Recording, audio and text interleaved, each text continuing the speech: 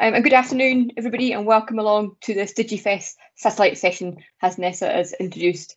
My name is Lisa McCann. I'm a senior lecturer in digital health and care in the Department of Computer and Information Sciences at the University of Strathclyde in Glasgow.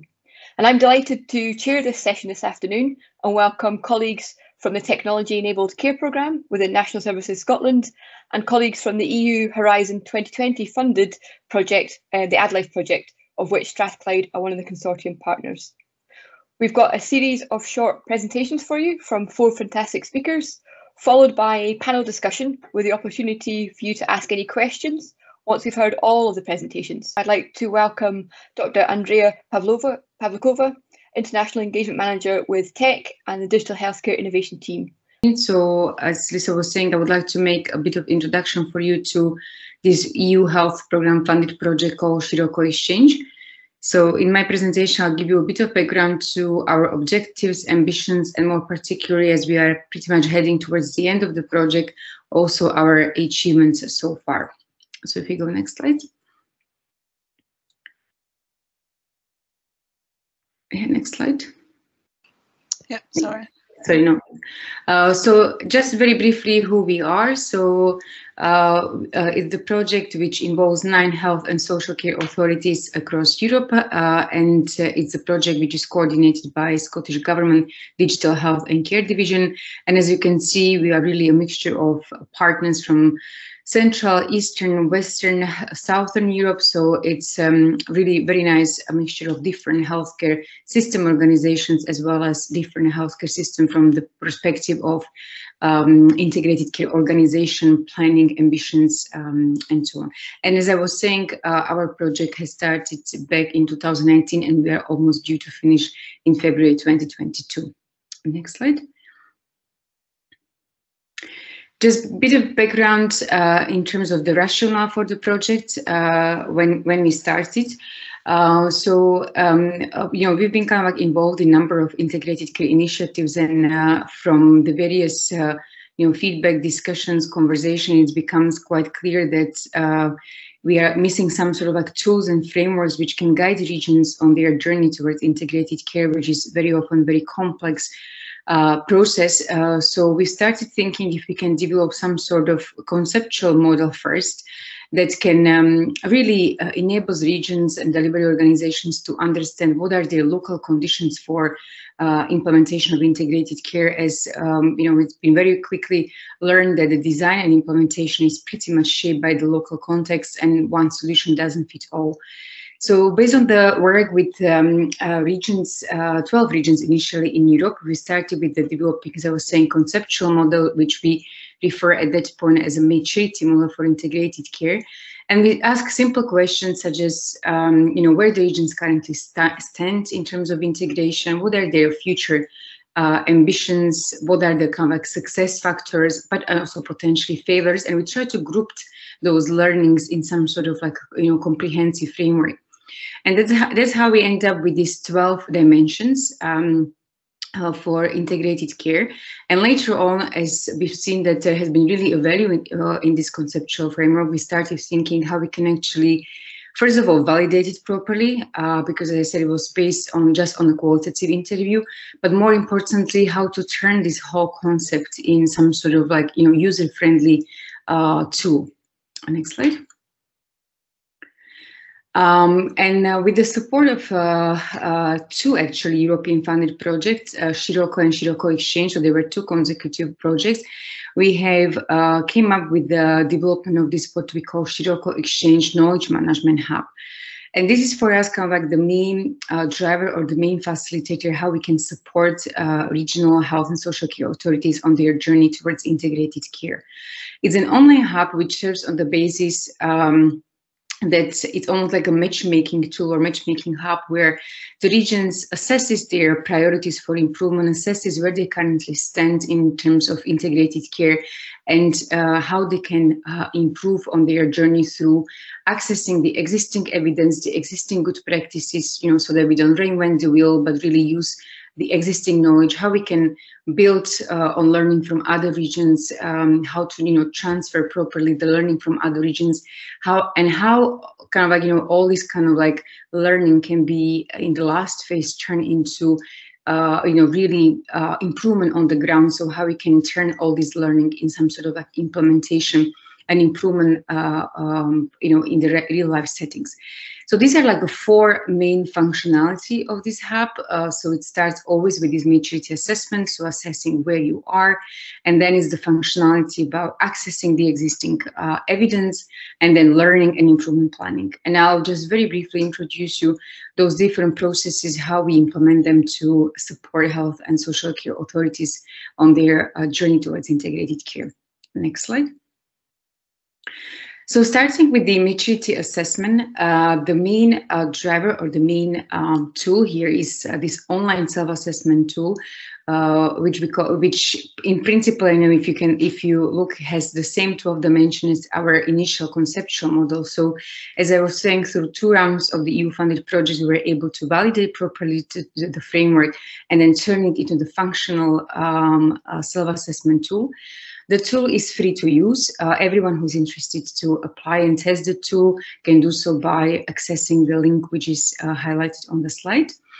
And I think it's important to highlight at this point that, or stress again, the point that it's a self-assessment tool. So it's not any objective evaluation tool, but it's a tool that is trying to really gather the perceptions of stakeholders involved in the design and implementation of integrated care, how they see the current situation, and more importantly, how we can use this existing maturity to actually improve it further. And as you can see, it consists of 12 dimensions, and there are, pretty much kind of like strategic dimensions such as governance, readiness to change, but also very process oriented, like capacity building, digital infrastructure, process coordination, and others. Next slide. So I was saying, like, that the tool is the self-assessment tool assessing the readiness or the maturity of your organization, team, or the whole healthcare system for integrated care. And the way it's been structured is that each of these 12 dimensions that I mentioned has always defined its objectives. So I picked up here the example of dimension for readiness to change. So you always have these kind of like set up objectives, what do you want to achieve against each of these dimensions, and then this assessment scale. So this is where you are actually gathering or assessing your maturity using this scale from 0 to 5, reflecting different level that you can, stand at. So, and if you go through all 12 dimensions, which are reflected in 12 questions when you access the online tool, you'll end up with this visualization of your outcomes in the form of spider diagram, which you can see on the right side of my slide. So it's pretty much, if you look at it, is a really quick detection of where you currently stand, what are your strengths, success factors, but also on the other hand, what are your key challenges, weaknesses that you need to work on. And what is important also to mention is that we are not gathering only quantitative information. So that you score 2 or 3, but there is also a button which is asking you to justify why you are scoring 2 and 3. So it's a tool which also gathers a lot of qualitative information, which we then use for the purposes of discussions, which I'll explain a bit later. Next slide.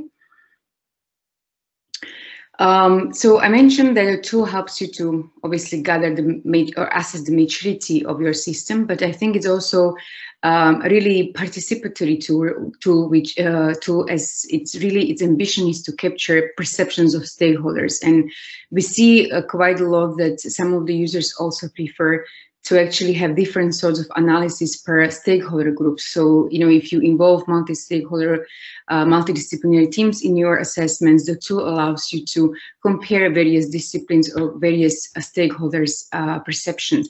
And you can do it at the individual level, as it's highlighted on these slides, where you have, like I pick up the example of the Puglia region in Italy, where you have the perception of general director and IT specialists. Clearly, as you can see, there is quite a big difference in their perception.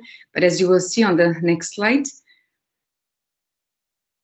you can bring all this information or all these stakeholders together and actually have really multidisciplinary, multi-stakeholder discussions where all these different perspectives come together. And the purpose of the use of the tool is that actually those discussions lead to the final consensus. So regardless of the differences in the perspectives, at the end, all stakeholders should actually agree on the final level of maturity. And from that perspective, we really see that stakeholders really value particularly this aspect of facilitating these multi-stakeholder, multidisciplinary discussions, as there is a comprehensive common framework on the basis of which they structure their conversation. And in many cases, we also see that because you have all those stakeholders in one room, there is a really, exchange of communication, a lot of new information that we see increasingly that this tool is really helping a lot when it comes to the future priority planning, developing future plans, strategies, and so on. Next slide. And the other aspect which I wanted to highlight at the point of assessment is that during those years, we also have learned that other added value that users have emphasized by using when using the tool has been its repetitive use. So actually, as you can see from this example from the Basque Country, you can repeat your assessments and you can actually see, if there are any areas where you actually improve over the years, or actually you are potentially stuck at the same level of maturity. So we've also seen recently that there is really a good appetite for using the tool on the repetitive basis as well. Next slide. One more, yeah, it was just a bit of interactive slide. Other aspect of the assessment that I wanted to mention is that you perhaps wonder, for whom this tool has been developed. And I think what is important to highlight is that it's really flexible tool in terms of its use. It can be easily tailored and adapted to what the users are expecting from the tool. And here there are just a couple of examples that we've done as a part of the project, but there are actually much more, many more examples. So, and you can see that the tool has been applied at various organizations of health and social care system, at national level, regional level, local level, but it doesn't have to be healthcare system itself. It can be a particular local healthcare authority, or we've seen also the examples of some multidisciplinary teams or even hospitals or clinics. So I think the flexibility is the key to its use. And also other aspect, it has been that the whole hub and the tool particularly has been really designed by the users themselves. So there was a lot of this bottom-up approach or bottom-up push to really listen to what the users are kind of like needing. And this has resulted in a really quite nice uptake and use of the tool, which we can see on the next slide. So this is just kind of like an example of how far we've reached, or how our community looks like. And despite the fact that it's kind of like a European funded project, you can see that we have been able to reach with this, particularly with this assessment functionality, over 35 countries in Europe and beyond. We have nearly 1,300 assessments and over 600 unique users. And what is important is that because we've seen quite local uptake and demand for the tool, there has also been this request, how we can not only translate the tool, but also adapt the whole language of the tool. Like, I mean, particularly in terms of the description of the objectives and the assessment skills to the local context. So as a result of that, we have 10 languages currently available. Well, the tool is available in 10 languages, and it's pretty much now built in the way that it has automatic translation service in the tool. So, I mean, even though, as I was saying, it's not only about the translation, at least it's the first point how you start kind of like the full process of adaptation. So then, you don't require any professional translation services or so on. It's quite well tested by now. Next slide. And the other aspect of the kind of, like, as I was saying, quite successful uptake and demand for the tool has been not only this adaptation to the local context, as I was saying, to 10 different languages, but also the expansion of the using the tool in different areas. So We currently have 2 additional versions of the tool, which are also available online and for free. One for innovation, which has been done as part of the Interreg Europe funded project ACEL, and then digital neighborhood. So this just shows that, again, just underlines the aspect of flexibility of the tool, and we have really learned a lot of, I think, good lessons when it comes to the adaptation and use of the tool. So every time there is some sort of like demand where we see the value of expanding the tool, we are trying to support that expansion, again, just to kind of like really reflect the user's needs. Next slide.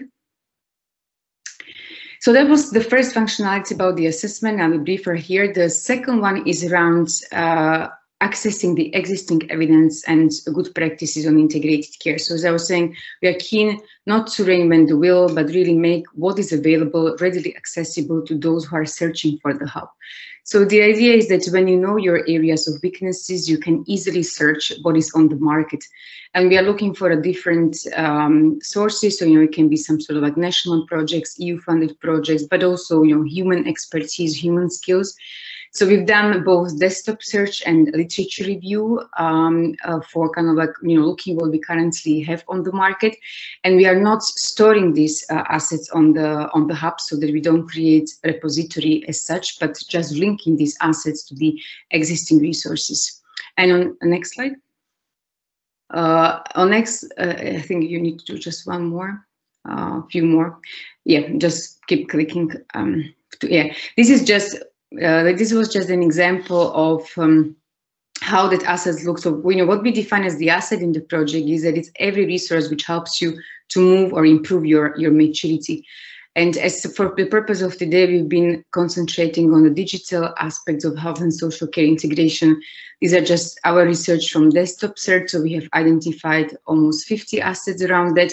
For the desktop search, we have consulted primarily the project partners who were in the project themselves.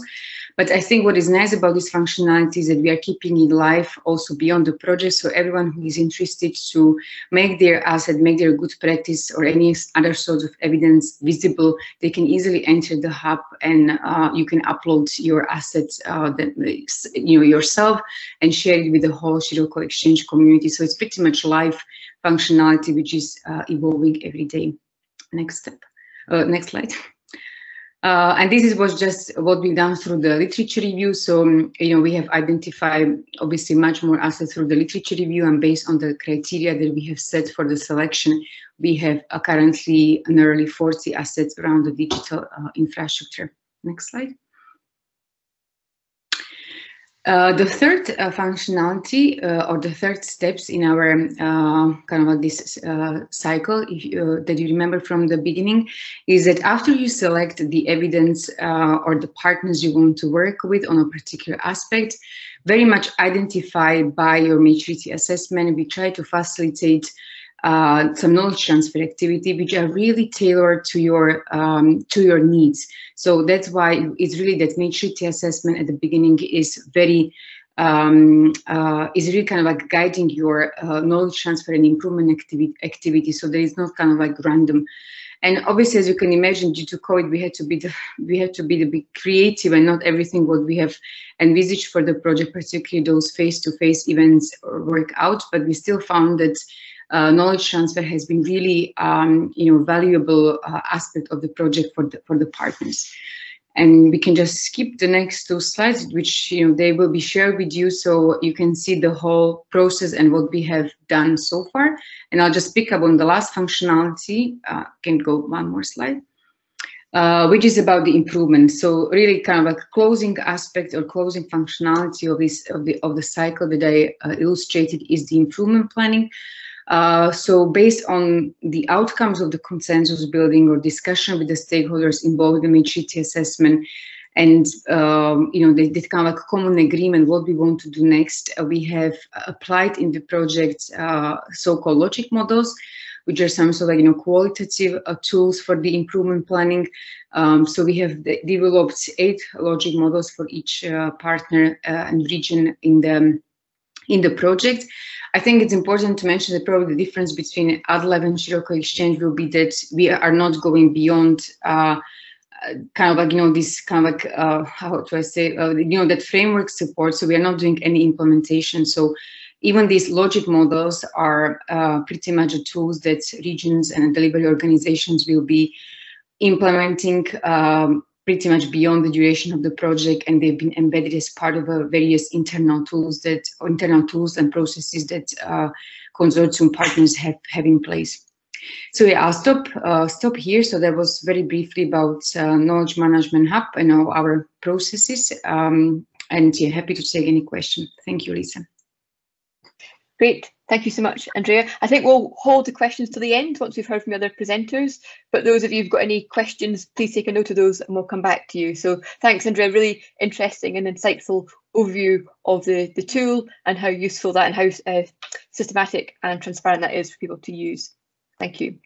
So next up, I'd like to introduce members of the ADLIFE consortium. First of all, we'll hear from Dr. Esteban de Manuel, who's the Chief Investigator of ADLIFE, and he's going to provide an overview of the ADLIFE project for context for you all. And then he'll pass over to some colleagues from the University of Warwick, Omar Khan and Professor Theodoros Avantis, who will talk more particularly about digital maturity for integrated care. So I think, Esteban, are you up first to share your screen? Thank you very much, Lisa. Let's try to share it.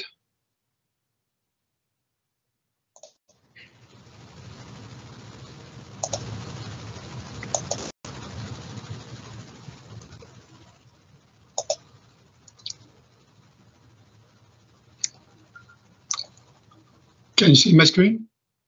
I can see your screen. It's not quite in presenter mode, but we can see your slides. There you are. Perfect. Okay, thank you. As Lisa said, I'm just going to introduce the ADLIFE project, and then my colleagues Omar and Khan and Theodore Benitez will go in more detail into the digital maturity requirements for integrated care based on our project and our previous project we were involved in, which is the Safety Cloud project. So without any further delay, just some details about this ADLIFE consortium. You have here the full title of the project: Integrated Personalized Care for Patients with Advanced Chronic Diseases to Improve Health and Quality of Life. And I will talk later about what advanced means in our project. So it's quite a big project, 54 months, 12 partners from all over Europe, and Turkey and Israel included, and more than 6 million euros budget request. So what we try to aim in ADLIFE is to provide an integrated solution to patients with advanced chronic disease so that we could enable them to have personalized, advanced, and well-coordinated care planning to improve their quality of life, to early detect and assess any kind of issue that can deteriorate their status so that we can, at the end of the day, achieve some degree of recovery, or at least delay some of the deterioration that these advanced chronic, severe chronic patients are going to have due to their natural history of their disease. Finally, what we try is to empower patients and their caregivers to be able to self-manage their diseases, or at least some aspects of their disease. Altogether, the ambition of the project, and concretely, is to demonstrate that the ICT-supported ADLIFE care model is flexible, can be deployed at large scale in different healthcare systems in Europe. We also want to demonstrate that we can achieve quantified gains in patient health status. We also try to demonstrate that we can improve the efficiency in the use of healthcare resources. And finally, that even if we are talking about very severe and advanced patients, we can protect their functionality and also enhance their autonomy by means of increasing the capacity to share decisions with the clinical staff. So to do that, we have designed what we call the ADLIFE toolbox, and this has three main components. One is developing personalized adaptive care plans. The second one is providing clinical decision support services to healthcare professionals to optimize their decisions in patient care. And finally, provide a patient empowerment platform that can really empower patients in, as I said before, making decisions, sharing decisions among about their own health. So in terms of the person-centered care, the personalized care platform that I mentioned before has different functionalities.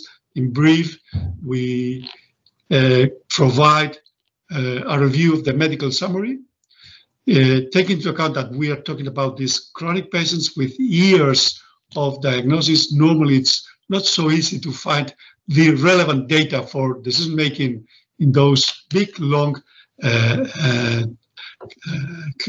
clinical records. So extracting the relevant data is quite important for their management. The second functionality is the creation and management of a care plan.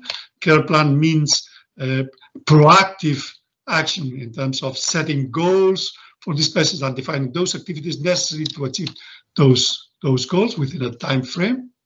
The third is providing the functionality of being able to communicate the care team with patients and caregivers, and of course between the care team itself. In terms of the clinical decision support services, we are considering three types of supporting the decisions of healthcare professionals. One is computerized scales and heuristic risk algorithms so that they can assess the status of the patient along time. Second, we are computerizing clinical guidelines so as to ensure that decisions are based on clinical evidence. And third, we are developing AI-supported algorithms that could warn early the professionals of any kind of potential preventable situation that we can intervene and avoid. So the idea is that with those clinical disease support services, we can facilitate the personalization of the care plans for each patient itself, but also being able to provide a rapid response to any change of the needs of the patient. Finally, in terms of the patient empowerment platform, and we will see that later more in depth, the idea is that patients are involved when setting the care plan on their disease, so they can also share the decisions with the healthcare professionals, report outcomes that are relevant for the care plan itself and for the assessment of the evolution of their disease.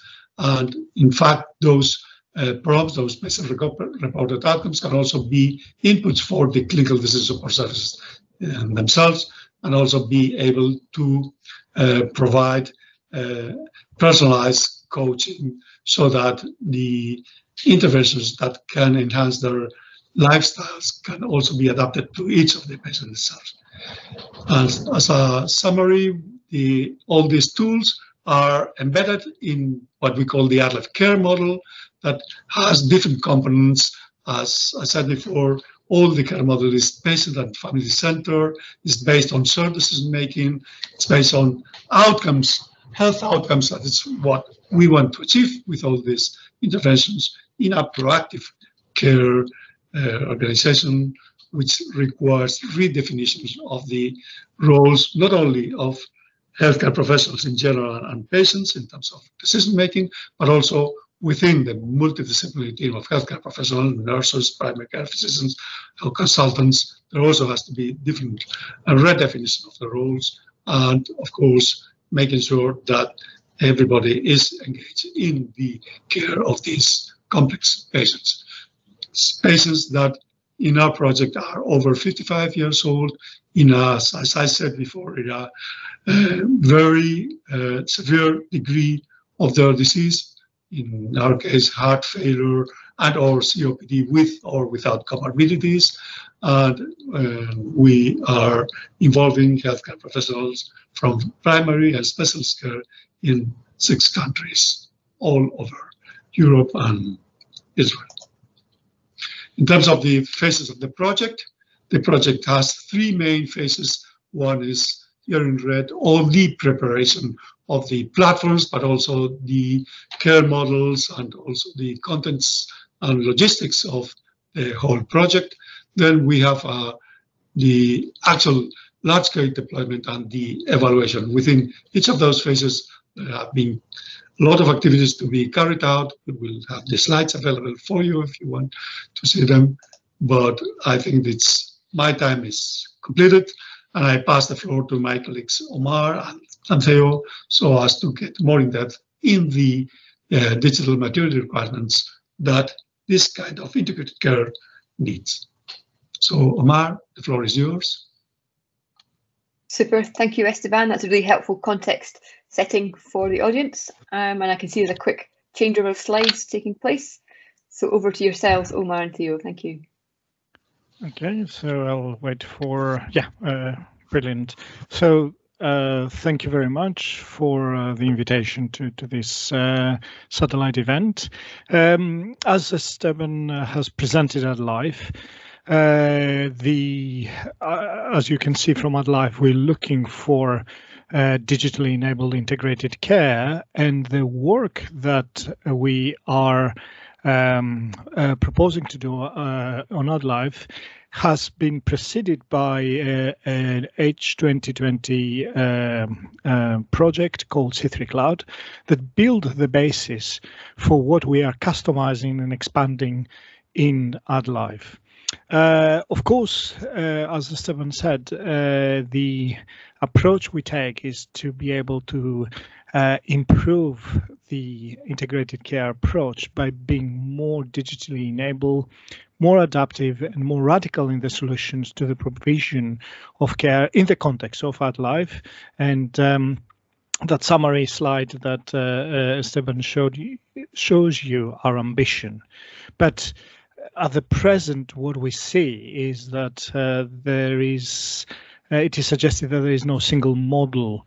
And what we try to do is we try within ADLIFE to provide management delivery of healthcare services so that citizens receive a continuum of preventative and curative services for these. And of course, we try to do this in a coordinated way. So, for ADLIFE, we are developing ICT tools that we adapt and customize from the work we have done in C3 Cloud. So in this part of the presentation, what we are going to try to do is show you which are the points of digital maturity considerations we need to take care in ADLIFE and how we deal with that based on the products we had in C3 Cloud. And some of the elements that Esteban presented will be more clear and visible to you, like the personalized care management platform and the personalized empowerment platform for patients, the patient empowerment platform for patients. Next slide, please. So for us, applying the digital maturity assessment principles have been in three areas. And in effect, we, as with our colleague from the Scirocco presentation, we have looked at the different dimensions of digital maturity based on the UK digital maturity indexing approach and digital maturity assessment approach. So in three main areas of readiness, capabilities, and infrastructure.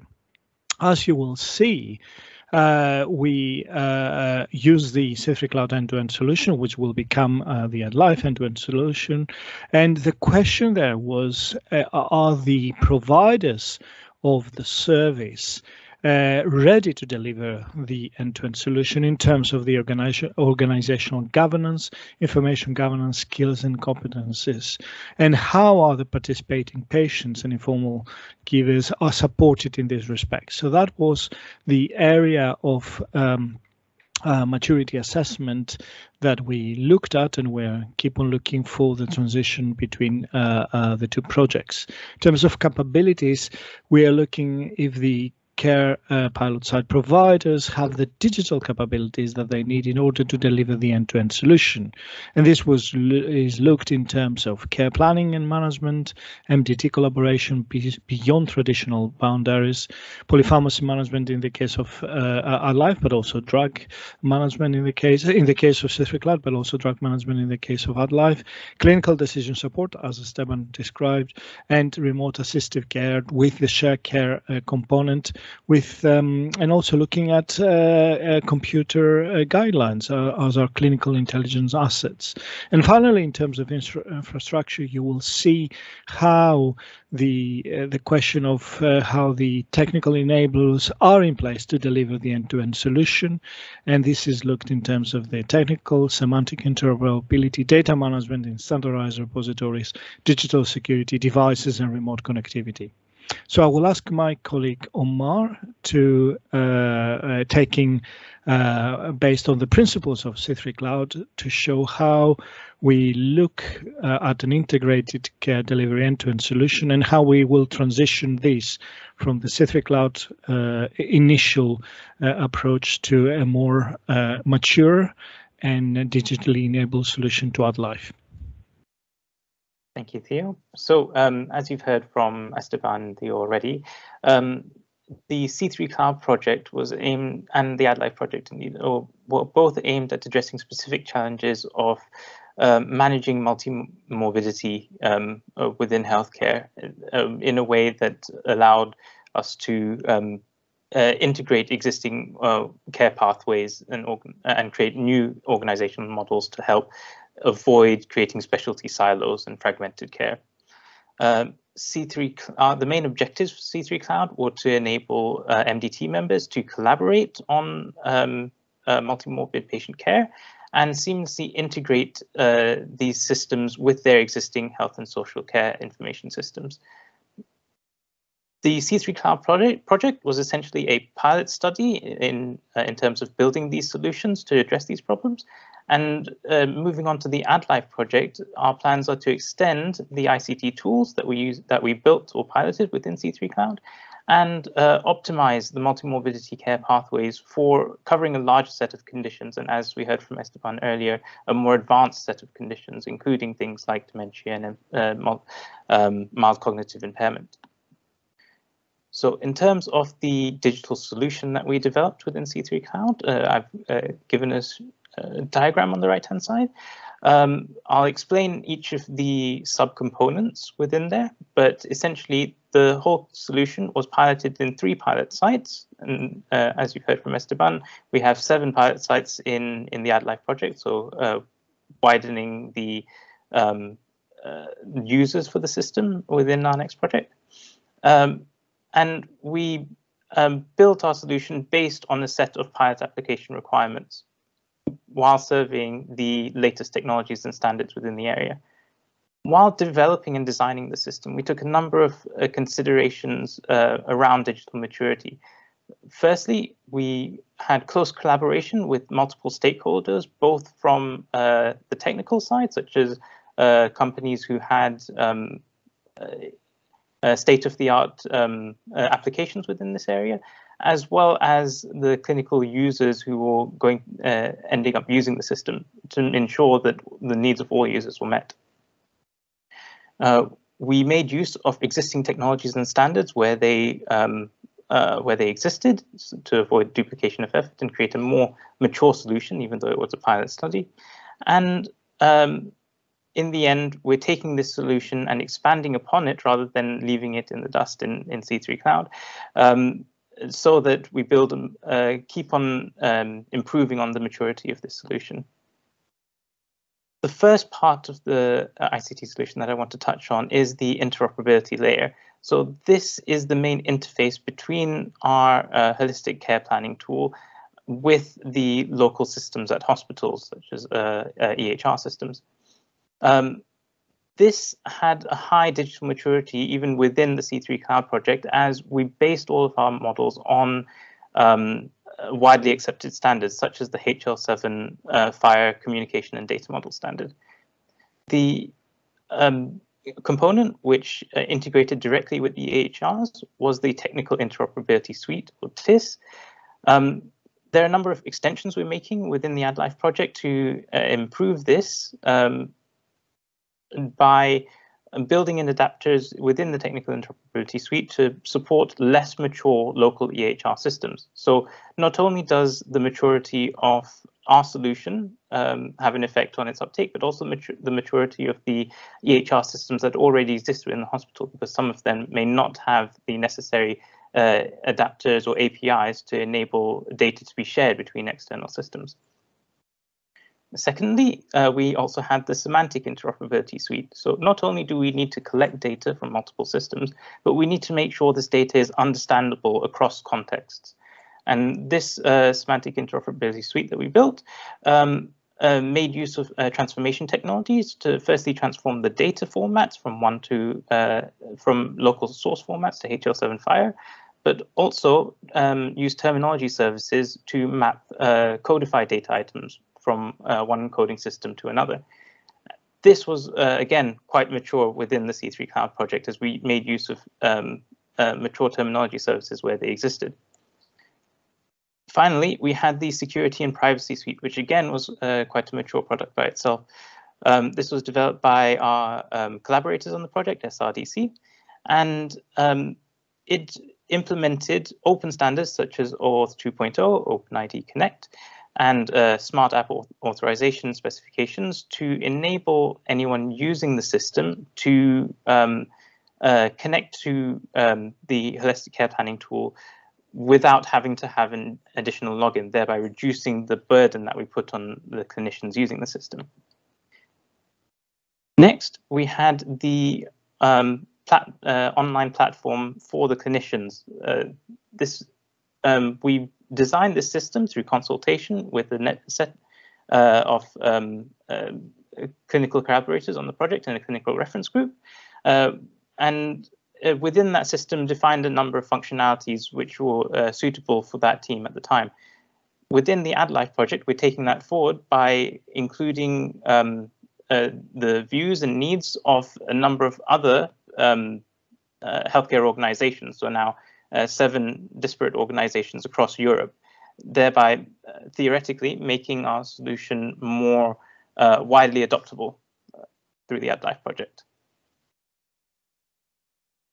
Then we also developed a set of clinical decision support services within C3 Cloud. So again, our main aim by building these decision support services were to address the shortfalls of clinical guidelines, which are mainly single disease focused, and instead focus on multimorbidity and rationalize the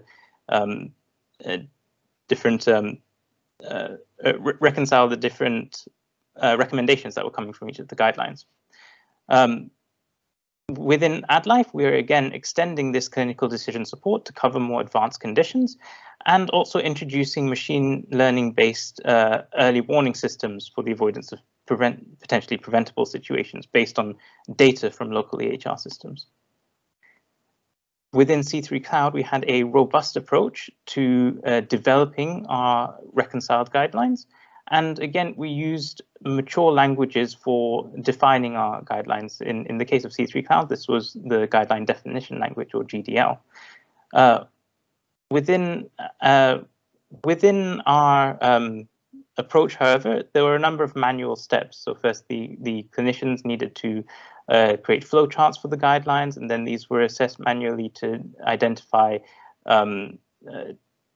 incompatible recommendations coming from the guidelines, and alternatives were suggested. But this is something that we need to look into to make it make a more automatable solution to reconcile single disease conditions guidelines. And finally, we built a patient empowerment platform within C3 Cloud. Again, to address the issues that we've heard earlier around giving patients and their informal caregivers a voice in their own care. Within the ADLIFE project, we're again extending this patient empowerment platform using enhanced methods for supporting shared decision making, which is one of the key pillars within the ADLIFE project. I won't go into too much detail on this as we're running out of time, but just wanted to say that self-empowerment is an emerging field and is becoming increasingly important within healthcare and management of chronic conditions. And so this is something that we will be looking at quite closely within the ADLIFE project. And within C3 Cloud, as we've heard before, a key measure of digital maturity within integrated care is evaluation. And so we had robust validation of the C3 Cloud approach through the pilot site within the 3 European regions. At this point, I'll hand over back to Theo to summarize. So I think it is important to look at integrated care delivery for end-to-end solutions for tackling these challenges, both on chronic diseases that we looked at C3 Cloud, but we are looking at ADLIFE. And the digital maturity of systems is very important in that whole integration approach, especially with our effort in ADLIFE, in the way we want to provide this holistic care planning, suitable for clinicians, but also involving and empowering patients. So by looking at these 3 dimensions, in particular from technical infrastructure, organizational and standards approach, we are able to develop an adaptable and extensible system. So this presentation showed you how we have taken this consideration into place for the development of C3 Cloud, how we move now and adapt them to improve on a better system that ADLIFE will deliver. So thank you very much for your attention. Thank you so much, Omar and Theo. Thank you very much. Really helpful context to add on to Esteban's introduction to ADLIFE and highlights the importance of building from one project to the next in terms of the activities, the systems, and the outputs of that. I would like to now open the floor for questions. We've got maybe 5-6 minutes for questions from folks. I wonder if whoever, maybe Omar, could you stop screen share? That might help me see who's on the chat and any questions that might be coming through. I am trying with it. You're trying. Super. Thank you. So I think somebody looks like they're typing in the chat, but I'd like to ask if anybody who's not in the chat, not typing in the chat, but has a question, please feel free to open your mic to ask or put your camera on so I know you'd like to ask something.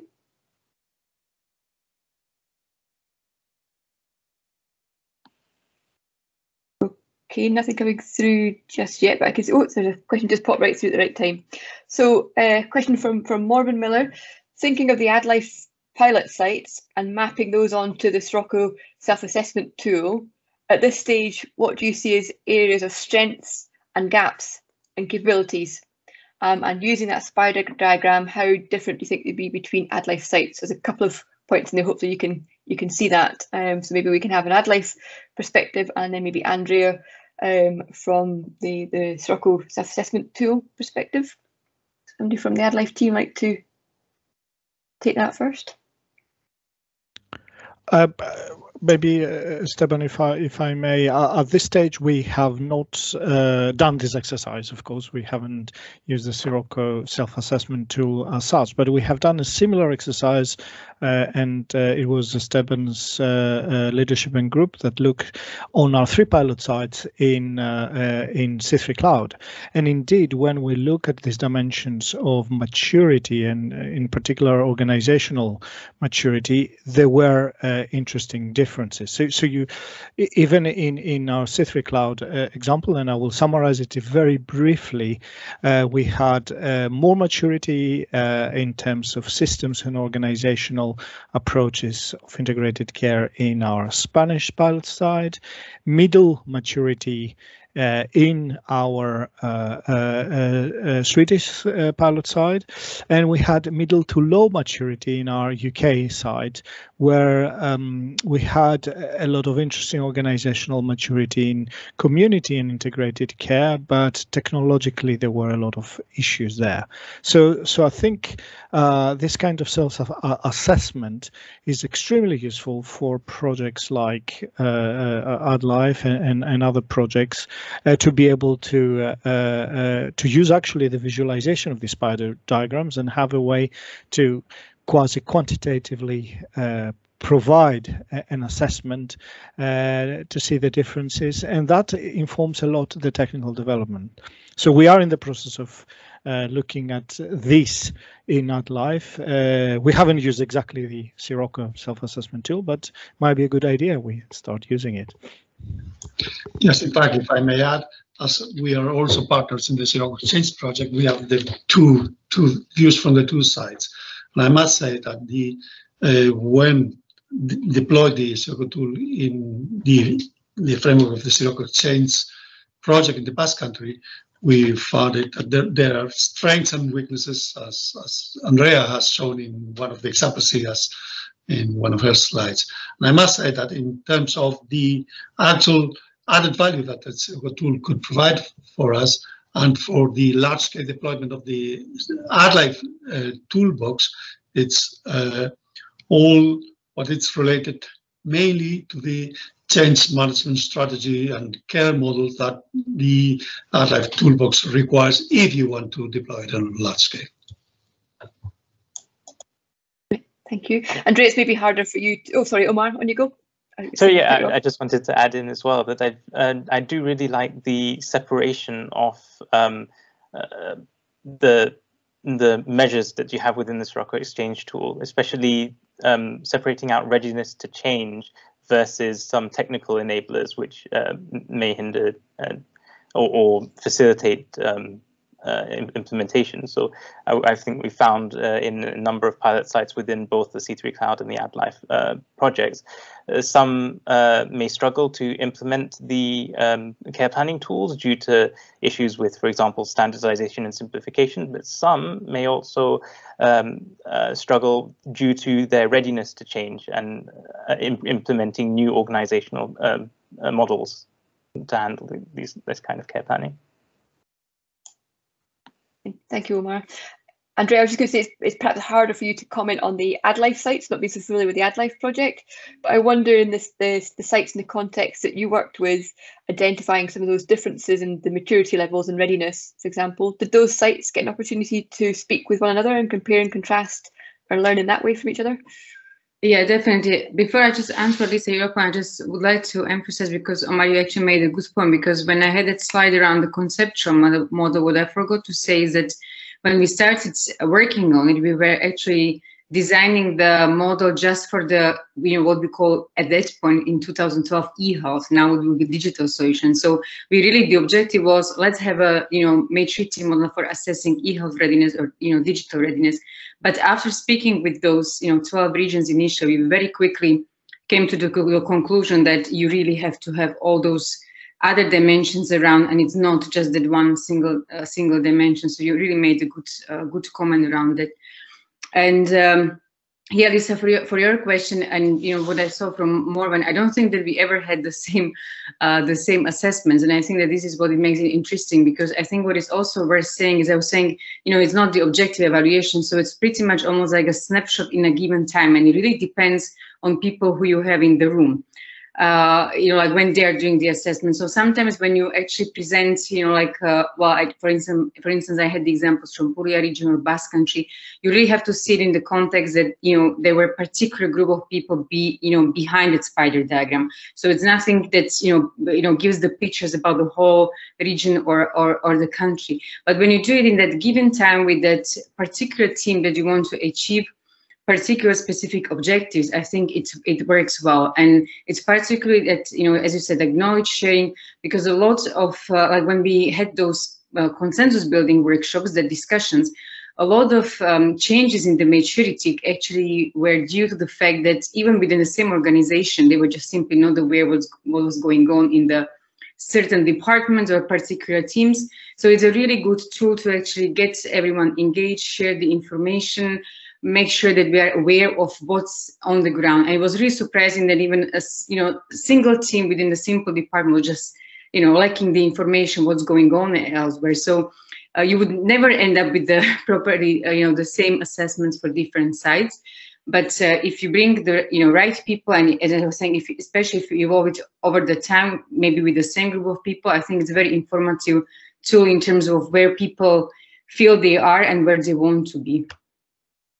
And I think you highlighted that, showing that some of the assessments done in 2016, then again in 2019, perhaps there's been that shift as well, and the different contextual factors that will be driving some of those shifts that will be policy driven, they'll be the world driven, if we think about what's happened in the world in the last couple of years as well. Thank you. And there's another question just appeared here, just if we've got one minute, very quick.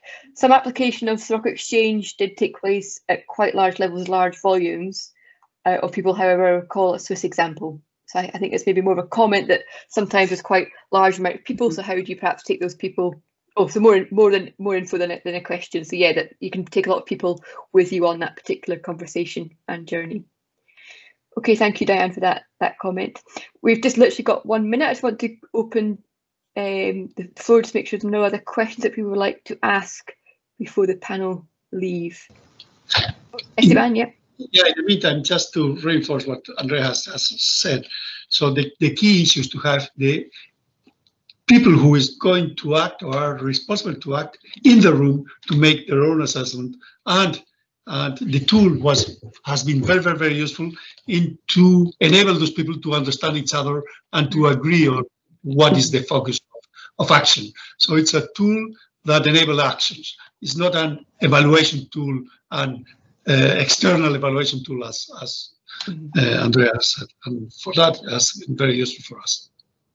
Great, thank you, Esteban. Some nice context to finish there. I'm aware that Theo has to jump on to teach a lecture at 3, so Theo may need to disappear super rapid. So thank you so much, Theo, for your contributions today. And I think I will bring things to a close there, so we do finish on time. Those of you who may be interested to follow more, you can follow the social media channels of the 2 projects.